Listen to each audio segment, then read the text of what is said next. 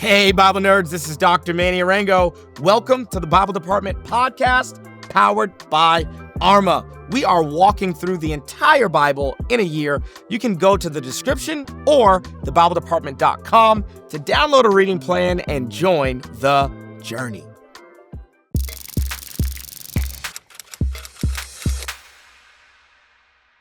Family, welcome to day 216. We're in Jeremiah chapters 12, 13, and 14 today.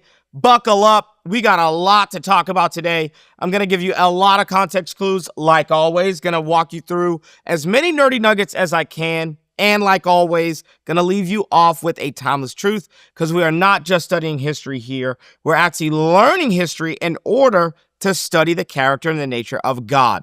And the way that God related to his people actually tells us a lot about who he is for all of eternity, and that is timeless. So if you have done the reading, my job is to help bring the text to life. So if you've already done the reading for the day, which is Jeremiah chapters 12 through 14, then hopefully the stuff that I have to say is going to make perfect sense and is going to help you to understand and comprehend and interpret the reading even better. If you haven't done the reading, go ahead, stop the video, pause the audio, and go do the reading.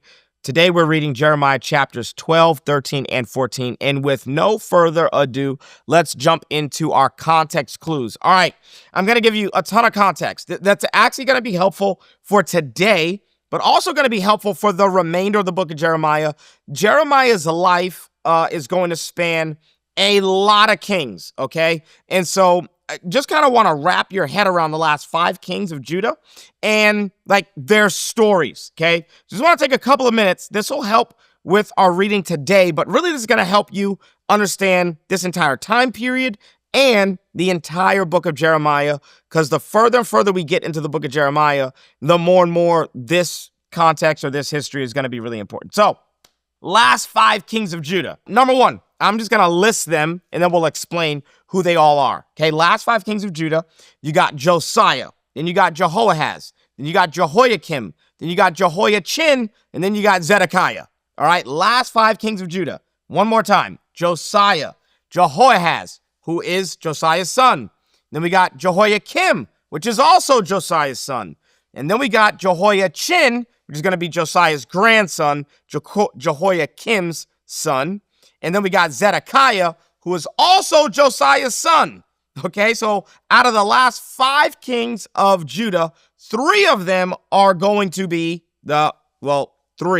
these 3 are all going to be sons of Josiah. So Josiah, big deal. Probably the best king or the most righteous king since David.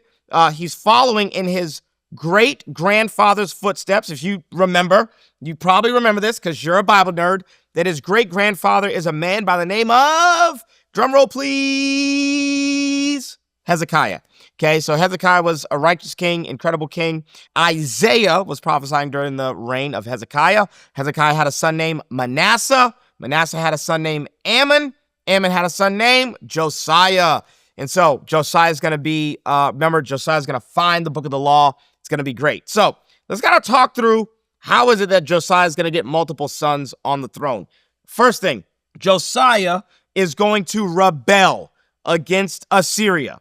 Okay, and he's going to be hoping that the Babylonians are able to defeat the Assyrians. And so instead of trusting the Lord, he is going to fight against Egypt, who's coming to help Assyria. So Egypt is going to come help Assyria defeat the Babylonians. Josiah wants the Babylonians to win. Why? Because he's enslaved to the Assyrians, and the enemy of my enemy is my friend. Okay, so he wants the Assyrians to lose, and Egypt is an ally of Assyria, and so Josiah is going to try to cut off Egypt's ability to get to Assyria's aid. That is not going to go well. So Necho, who is the Pharaoh of Egypt, is going to defeat Josiah at Megiddo. And Josiah is going to die, okay? So this king, dead. Necho is then going to take Josiah's son Jehoahaz hostage, okay? He's going to take him to Egypt, which is going to mean Jehoiakim is going to get on the throne. Josiah's next son, okay? So Josiah, this first son is taken hostage to Egypt as a repercussion for Josiah rebelling against the Assyrian Empire. And that means Jehoiakim is going to be on the throne. And then Jehoiachin, the son of Jehoiakim, is going to reign. The Bible also refers to this guy as Jeconiah. Okay, so also let me give you their other names. This will help, okay, because the Bible's going to give multiple names for these guys. Okay, so Josiah's son, Jehoiahaz, the Bible also refers to him as Shallum, Shallum. He only reigns 3 months. He's taken hostage to Egypt. Next boy, Jehoiakim. The Bible also refers to him as Eliakim, okay? Eliakim reigned for 11 years. Jehoiachin, who the Bible also refers to as Jeconiah, is only going to reign for 3 months. And Nebuchadnezzar, the king of Babylon, is going to deport this guy, okay? He's going to get out of there. He's going to get deported. And then his uncle, Zedekiah, is going to get set up as a puppet king on the throne of Judah. All right, those are the last 5 kings of Judah. Knowing these last 5 kings, like, honestly, I want you to be able to just go ahead and say Josiah, Jehoahaz, Jehoiakim, Jehoiachin, Zedekiah. Just let it roll off your tongue, okay? Josiah, Jehoahaz, Jehoiakim, Jehoiachin, Zedekiah. Last 5 kings of Judah. And Jeremiah is going to live to see the very, very last king of Judah, which is Zedekiah. Well, actually, the very last king of Judah is a man by the name of Jesus. Okay, so after Zedekiah, we're gonna get a long pause, and then we're gonna get the true Messiah, and his name is Jesus, and he's still on the throne. I need a good amen at church. All right, let's go. That's all the context. Okay, if you need dates, okay, 609 BC is when Josiah is gonna die. And that is when Pharaoh Necho is going to take Josiah's son Jehoahaz hostage in Egypt. And that is when Jehoiakim is going to become king. A couple years later, in 605 BC, Nebuchadnezzar of Babylon is going to defeat Assyria. So Josiah was hoping that would happen in 609 BC. That is actually going to happen 4 years later in 605 BC. Massive date that you really need to know, okay? Because that changes everything for the political climate of the people of Judah. 605 BC, Nebuchadnezzar of Babylon defeats Assyria and becomes the New World Empire. That happens at Carchemish. Babylon takes Judah as a vassal. Why? Because they were a vassal to Assyria, okay? And so if I'm Babylon and I defeat Assyria, I get all of Assyria's land. I get all of Assyria's property. And so Judah goes from being a vassal of Assyria, the Assyrian Empire, to being a vassal of the Babylonian Empire. At this point, a small number of young nobility are going to get taken back to Babylon. This is going to include Daniel, Shadrach, Meshach, and Abednego. Okay, this is we're talking about pre-exile. And then in 597 BC, Jehoiakim is going to rebel against Babylon with Egyptian help. And Nebuchadnezzar is going to siege Jerusalem the first time. And Jehoiakim is going to die during the siege. His son Jehoiachin, or Jeconiah, becomes king and surrenders to Nebuchadnezzar. And then the next round of exile is going to start. Okay? Jehoiachin, most of the royal family, the court, and many of the priests, including Ezekiel, are going to off to Babylon, okay? Artisans and nobility and wealthy people are all going to be taken off to Babylon. And then in 586 BC, Zedekiah, who is Jehoiachin's uncle, is finally going to get taken off to Babylon.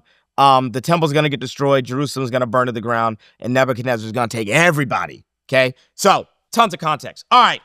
Let's dive into some nerdy nuggets for the day. Jeremiah chapter 12. Jeremiah is complaining. Why is he complaining? He's complaining because he's experiencing persecution.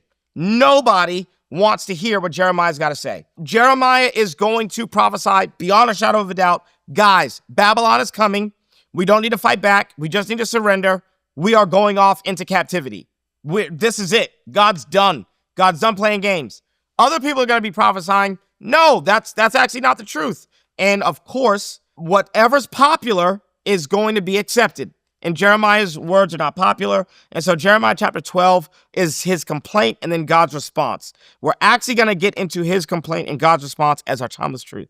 Let's jump into Jeremiah chapter 13. Now, if you're reading Jeremiah chapter 13 in the New International Version of the Bible, the NIV, then you're probably going to be confused, because when Jeremiah chapter 13 starts in the NIV, it says this, verse 1. This is what the Lord said to me: go and buy a linen belt and put it around your waist, but do not let it touch water. So I bought a belt as the Lord directed and put it around my waist. The NIV, for whatever reason, is going to translate this Hebrew word as belt. That is not a good translation. Let's go to the NRSV. Okay, so we're moving from the NIV to the NRSV. Chapter 13, verse 1 says this: thus said the Lord to me, go and buy yourself a linen loincloth. Well, that's not a belt. It's very different, okay? A loincloth is underwear. So, it's not a belt. It's a linen loincloth, and put it on your loins, not your waist, but your loins. But do not dip it in water, meaning don't clean it. I want you to wear some underwear, and I don't want you to clean them. This is fantastic. If you're reading the NIV, it just says belt, and it says don't dip the belt in water. Well, why would I dip my belt in water? That doesn't make sense. It's not about dipping the belt in water. It's about putting your underwear in water and cleaning them. So Jeremiah is not allowed to clean his underwear. Well, that's whatever, okay? Why should we care? It's Jeremiah, your underwear, your business. That's none of our business. Keep you and your underwear to yourself. No, actually, well, this is a prophetic act. And not only can he not clean his underwear, but he's got to walk. Where does he need to walk? Now, if you're reading the NIV, it says, verse 3, then the word of the Lord came to me a second time. Take the belt you bought, aka underwear, that you are wearing around your waist, and go now to Perath. Where's Perath? Is that down the street? Is that around the corner? Is that the bodega? Where's Perath? I don't know where Perath is. But if you're reading the NRSV, you can start reading right there in verse 3. And the word of the Lord came to me a second time, saying, take the loincloth that you bought and are wearing, and go now to the Euphrates. The Euphrates? Dude, that's like in somewhere in between, depending on where Jeremiah is in Judah, that could be anywhere between 400 to 700 miles. So my man's gonna walk all the way to the Euphrates in his underwear, and he can't clean them. This is fantastic, man. Yo, let me tell you something. I'm not trying to be an Old Testament prophet, okay? Isaiah's got to be naked. Ezekiel's got to lay on one side for like a couple of years. Jeremiah's got to walk all the way to the Euphrates in his dirty underwear. So this is fascinating, okay? Next, so I went and I hid it. So now, not only does he have to go to the Euphrates, but he has to hide the underwear there in a cleft of the rock. So, hey, man, go to the Euphrates. Does he bring an extra pair of underwear? We don't know. But he has to hide his dirty underwear in the cleft of a rock. And then, if you're reading the NIV, this is not 100% clear, but he has to wait a year. So his underwear is sweaty. I'm assuming these are sweaty, gross underwear at this point. He's walked all the way to the Euphrates in his underwear. He goes back home. I don't know if he goes back home with no underwear. Does he get new underwear? I don't know. The text doesn't tell us. But then the Lord commanded me to go back. Okay, so verse 6. And after many days, the Lord said, now go back to the Euphrates and take from there the underwear that I commanded you to hide there. Then I went to the Euphrates and dug and took the loincloths of the place where I had hidden it. But now the underwear were ruined and good for nothing. Yeah, I mean, I would imagine, dude. I mean, you wore underwear for a long time, 700 miles walking in your underwear. They got dirty. You weren't allowed to clean them, and you had to hide them in a rock. Yeah, these underwear, and yeah. Also, mind you, like ancient underwear, not like underwear today. I mean, it's not like this. It's not Hanes. It's not Fruit of the Loom. Okay, it's not like moisture wicking. Ain't no dry fit. Okay, you're not Adidas underwear. Okay, so it's literally a loincloth. Okay, that you tie it. Like kind of like think about a sumo wrestler, right? They tie it around their waist and they tuck it. You tuck it. You get it. You get where it needs to be tucked. All right. So now he has to go. He's got to retrieve the underwear, and this is all a message. Verse 8. Then the word of the Lord came to me. Thus says the Lord, just so I will ruin the pride of Judah and the great pride of Jerusalem, this evil people who refuse to hear my words, who stubbornly follow their own will and have gone after other gods to serve them and worship them, shall be like this loincloth, which is good for nothing.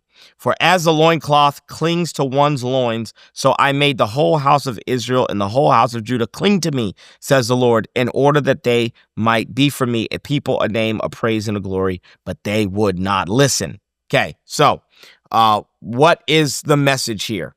The message is that the loincloth is to be placed on the most intimate part of your body.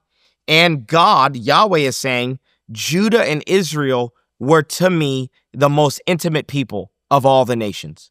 And they did not take that responsibility. They didn't accept that responsibility well. They didn't live out who they were supposed to be.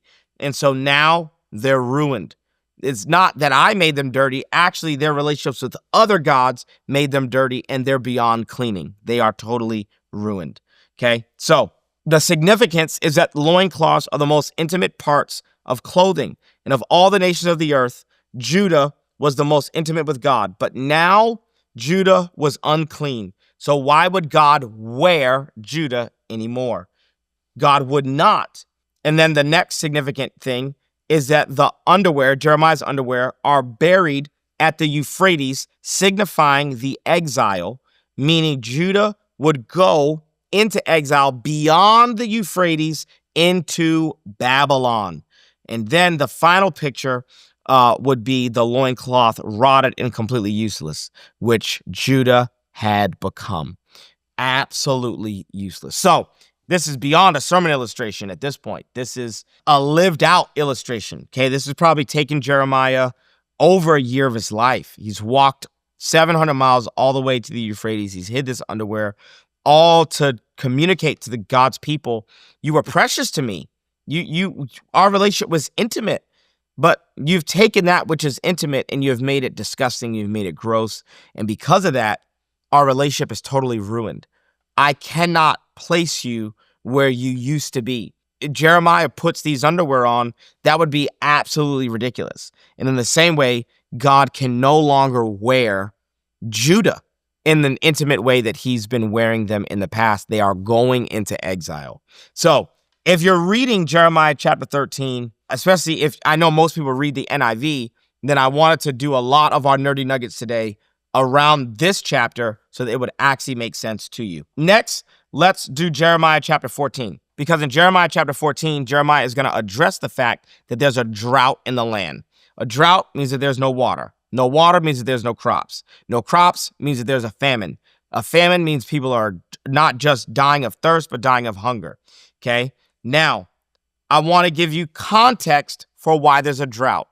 Deuteronomy chapter 28, verse 18, Deuteronomy chapter 28, verse 22 to 23, Deuteronomy chapter 28, verse 38 to 42, Deuteronomy chapter 29, verse 19, and Deuteronomy chapter 29, verse 22 to 28, all spell out very clearly that if the people of God, if the people of Israel, the people of Judah, God's chosen people, the 12 tribes, if they worship other gods, then God will send a drought. This is clearly laid out. So what's happening in Jeremiah is Jeremiah's just going, wait. The God of the covenant is visiting the covenant curses on you. In the same way that there are covenant blessings, there are covenant curses, and this is laid out clearly in Deuteronomy chapter 28. I'm actually going to read one of these for you. Deuteronomy chapter 28, verse 22.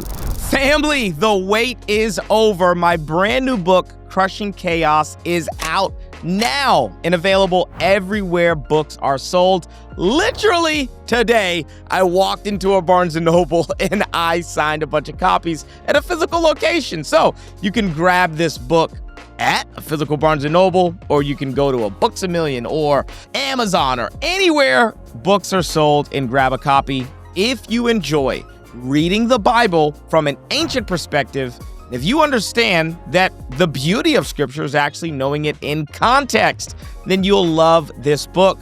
And if there's any chaos in your personal life, I think that reading the Bible from an ancient perspective can actually help to crush the chaos in your life. I think this book book is going to be a New York Times bestseller. I really do. I think we wrote a good one. I think you should get a copy today. All right, back to the episode. The Lord will strike you with wasting disease, with fever and inflammation, with scorching heat and drought. Here we go, keyword drought, with blight and mildew, which will plague you until you perish. Verse 23, the sky over your head will be bronze, the ground beneath you iron. So bronze and iron means the earth has become a furnace, and a furnace can't give rain, right? The heavens aren't giving rain, they're closed up. And that means the earth, because the earth is not receiving any water, it's closed up. Let me read one more to you. Verse 38 of chapter 28. You will sow much seed in the field, but you will harvest little, because locusts will devour it. Verse 39, you will plant vineyards and cultivate them, but you will not drink the wine or gather the grapes, because worms will eat them. Verse 40, you will have olive trees throughout your country, but you will not use the oil, because the olives will drop off. Verse 41, you will have sons and daughters, but you will not keep them, because they will go into captivity. Verse 42, swarms of locusts will take over your trees and the crops of your land. So, drought. Jeremiah is prophesying that this drought is actually a fulfillment of the covenant curses that can be found in Deuteronomy chapter 28 and Deuteronomy chapter 29. All right. So also let me help you with what Yahweh's perspective is on rain and drought. Okay. I'm going to read this to you from my notes. The idea behind drought was that rain was the default position. If everything is okay, it rains. Yahweh made a world in which it rains so that crops can grow and humans and animals can drink. Today, we would say God made the water cycle. Okay, that's how we would describe it today. But the normal baseline feature of the earth is that it rains. That's how the world works without any outside intervention. God does not make it rain. Rather, he made a world in which it rains. So I know in church we love to say God makes it rain. No, God doesn't make it rain. God has set the earth in a system where rain happens naturally. This is in complete contrast to the pagan world. In the pagan worldview, Baal was the rain and storm god. He's essentially the Canaanite version of Thor. So it was his job to make it rain. He had to actively make it rain, as opposed to Yahweh, who just set up a system where it just naturally rains. Okay, Baal has to make it rain every day. He has to remember to send the rain. And if he doesn't remember to send the rain, you have to remind him to do so by making sacrifices. Therefore, if you wanted rain, you had to sacrifice to Baal. So what does it mean for Judah if it doesn't rain? Well, if the system God has set up doesn't work, then something must be wrong. God must have intervened in order to stop it from working, aka stop it from raining. This should therefore get their attention and make them turn to Yahweh. The irony of this is that instead of turning to Yahweh whenever it doesn't rain, what do? They always go to Baal to try to get it to rain, which only makes Yahweh more upset, which only causes more drought. So anytime there's a drought, it means there's idolatry. And instead of turning away from their idolatry, repenting, and returning back to God so that it can rain, so that the normal course of life can proceed, they think Baal has the power to make it rain. They sacrifice to Baal, which only makes the drought worse because Baal is nothing. And Baal has no power. And Baal's not the one that makes it rain. It's God's system that makes it rain. This is essentially humans worshiping nature, which is not a new idea. Today, we would call that pantheism, right?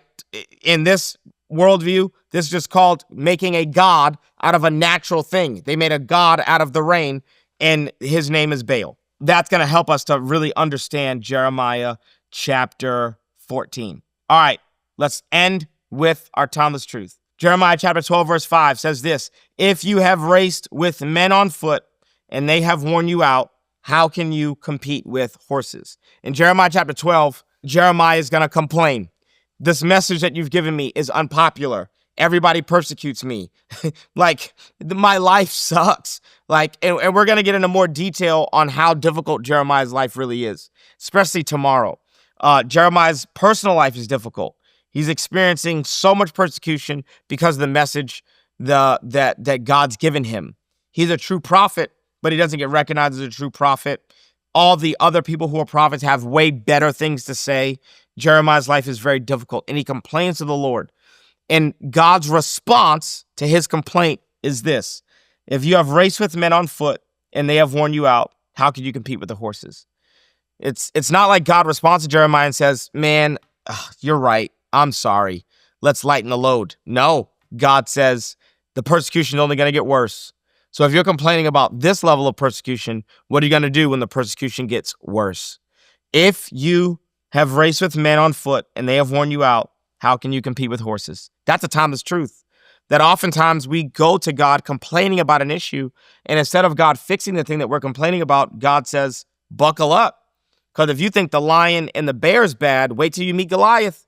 And if you think Goliath's bad, wait till you meet King Saul. And if you think Saul's bad, wait till you have to deal with yourself, David, and you realize that you are your own worst enemy. God does not say, you know what, let's take away all the obstacles because you're complaining about it.